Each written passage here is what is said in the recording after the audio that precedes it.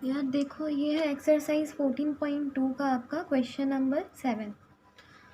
₹1200 was borrowed with simple interest for 8 months at 8% per annum।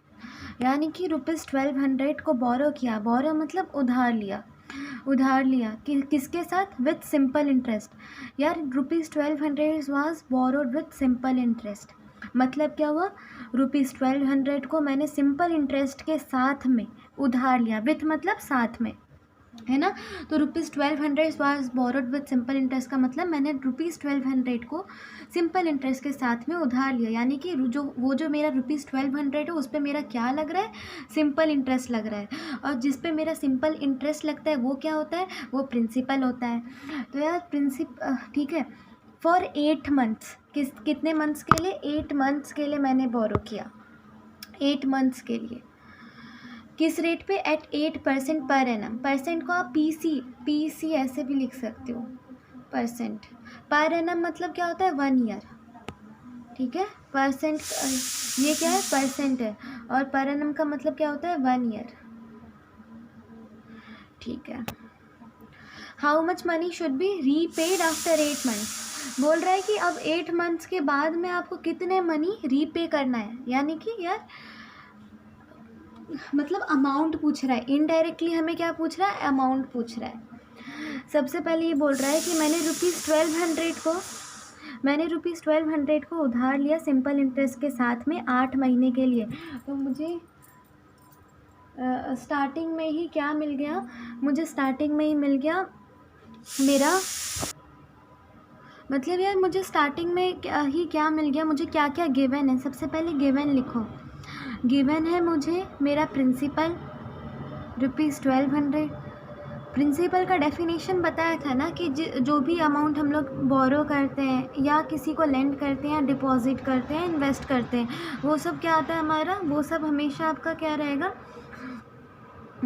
हमारा principal रहेगा। ये principal मैं ऐसे क्यों बता रही हूँ? क्योंकि ये मैं क्लास 5th के लेवल से समझा रही हूँ आपको, ईजीली आपको समझ में। कभी भी बोरो टर्म यूज़ हो, इन्वेस्टमेंटेड टर्म यूज़ हो, या डिपॉजिटेड, या ये सब टर्म, ये बोरो, ये सब टर्म जब भी यूज़ हो तो समझ जाना कि वो प्रिंसिपल के लिए यूज़ हो रहा है, ठीक है। और इसमें एक और क्या है, और कैसे पता कर सकते हो कि 1200 प्रिंसिपल है? क्योंकि लिखा है ₹1200 was borrowed with simple interest, मतलब 1200 को मैंने बोरो किया सिंपल इंटरेस्ट के साथ, मतलब 1200 में क्या लग रहा है? सिंपल इंटरेस्ट लग रहा है। तो सिंपल इंटरेस्ट हमेशा किस पे लगता है? प्रिंसिपल अमाउंट पे ही लगता है ना। तो ये है, तो प्रिंसिपल आपका ₹1200 है। उसके बाद कितने मंथ्स के लिए बोरो किया? फॉर 8 मंथ्स, है ना। तो टाइम पीरियड आपका, नंबर ऑफ ईयर कितना है? 8 मंथ्स, ठीक है। 8 मंथ्स है, ये याद रखना, मंथ बोला है, ठीक है। फिर 8 ईयर नहीं है, मंथ्स है, ये याद रखना। तो थोड़ा डिफरेंट हम लोग तरीके से सॉल्व करेंगे। फिर उसके बाद आपका रेट परसेंट बोला है 8% पर एनम, तो रेट ऑफ इंटरेस्ट आपका गिवन है 8% पर एनम, है ना। ये आपको गिवन है। अब यार आपको क्या पूछ रहा है? How much money should be repaid after 8 months, मतलब 8 मंथ्स के बाद में, 8 मंथ्स के बाद में आप उसको कितना पैसा लौटाओगे।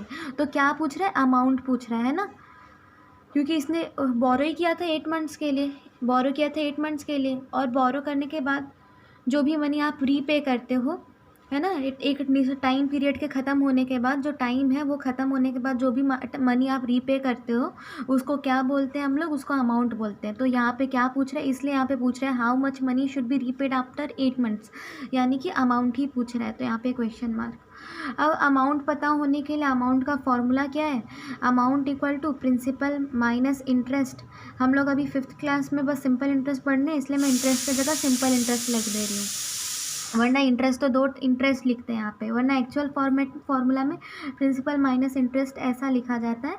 लेकिन आप ज़्यादा कंफ्यूज ना हो, इसलिए मैंने सिंपल इंटरेस्ट लिखा, क्योंकि यहाँ पे हम लोग कौन से इंटरेस्ट की बात करें? सिंपल इंटरेस्ट की।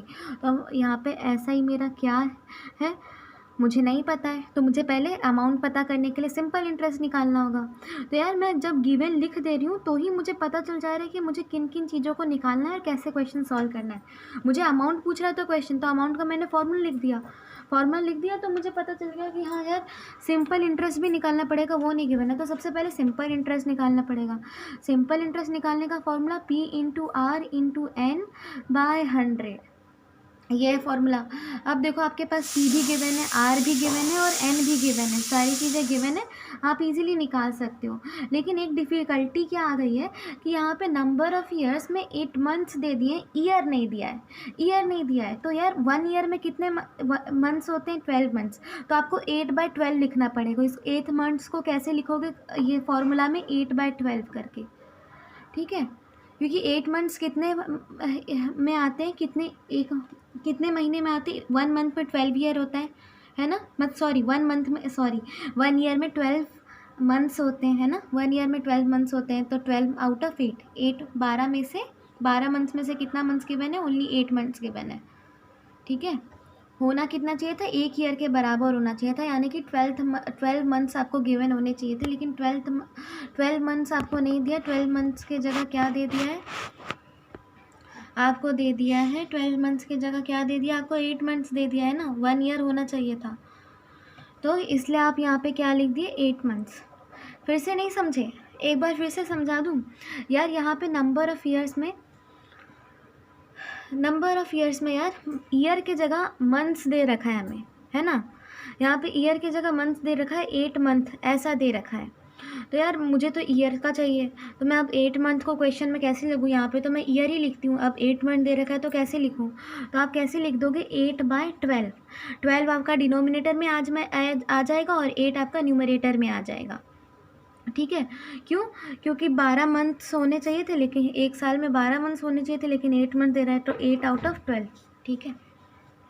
तो आप ये हमेशा याद रखना, कभी भी मंथ्स में अगर दे रखा हो तो ऐसे। अगर यहाँ पे मंथ्स के जगह मुझे डेज दिया रहता, 8 डेज, नंबर ऑफ़ ईयर्स में 8 डेज दे रखा होता, नंबर ऑफ़ ईयर्स में अगर मुझे 8 डेज दे रखा होता, तो मैं कैसे क्वेश्चन सॉल्व करती? एक साल की बात, हम लोग को यार ईयर चाहिए, कम से कम 1 साल होना चाहिए, लेकिन यहाँ पे तो बस 8 दिन की बात हो रही है। तो यार 1 साल में कितने दिन होते हैं, है ना? डेज़ कितने होते हैं एक साल में? 365 डेज़ होते हैं। तो इसको आप कैसे लिखोगे? 8/365, 8/365 ऐसे लिख दोगे, ठीक है। अगर डेज़ में दिया रहता, लेकिन ये तो अगर डेज़ का दिया रहता, यहाँ पे हमें क्या दे रखा था? मंथ्स में। तो 8 मंथ्स, तो मंथ्स एक साल में कितने मंथ होते हैं? 12 मंथ्स, तो 8 आउट ऑफ 12। तो यार अब बस लगा दो आप, प्रिंसिपल कितना आपका? 1200। रेट ऑफ इंटरेस्ट कितना? 8% per annum. Number of years कितने हैं? 8 मंथ्स, तो 8/12 ऐसे लिखोगे, और 100 तो नीचे आता ही है ना? मैंने आपको बताया था ना, ऐसे लिखोगे। 8 आपका न्यूमरेटर में आ जाएगा, क्योंकि 8 मंथ्स की बात हो रही है, ईयर में नहीं दिया है। तो एक ईयर में कितने मंथ्स होते हैं? 12 मंथ्स। तो 12 मंथ्स में से कितने मंथ हैं? 8 मंथ बस। तो इसलिए हम लोगों ने ऐसा किया, 8/12। अब यार बस आपको क्या करना है? काटना है बस इसको, ठीक है। तो यार यहाँ पे 0 से 0 कट, 0 से 0 कट, 12 से 12 कट, 8 8 से 64 आ गया आपका 64। सिंपल इंटरेस्ट आ गया 64। अब अमाउंट निकाल सकते हो, amount equal to principal plus interest.